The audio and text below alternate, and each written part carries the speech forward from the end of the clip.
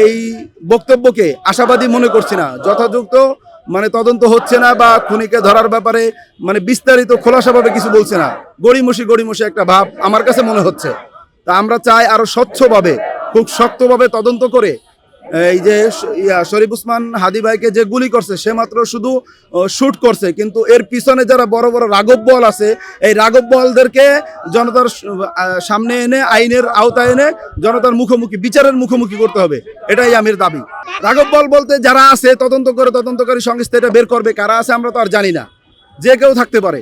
ওরা আজকে একটা সংবাদ সম্মেলন করে জানানোর কথা বলেছে, যতটুকু যা শুনলাম এটাতে আমরা মানে আশাবাদী না, অতটা মনে করছি না যে এটাই তাদের মানে বিষয়টা মানে শক্ত না হতো।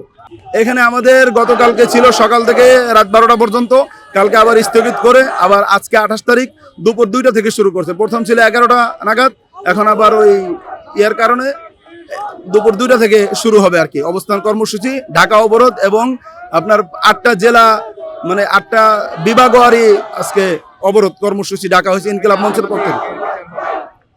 আমি তো আশা করি না হলে আমাদের করতে হবে, একটা কিছু করে আমাদেরই বিচার করতে হবে, কারণ হাদির বিচার যদি না হয়, এটা যদি কোনো একটা ইস্যুতে ধামাচাপা পড়ে যায়, তাহলে বাংলাদেশের যদি কোনো রাষ্ট্রপতি বা প্রধানমন্ত্রীও হত্যা হয় তাহলে তার বিচারও আমরা পাবো না, এটা আমার মানে আশা। যদি এটা শক্ত একটা বিচার করা হয় তাহলে ভবিষ্যতে আর এরকম কেউ অপরাধ করার সুযোগ পাবে না।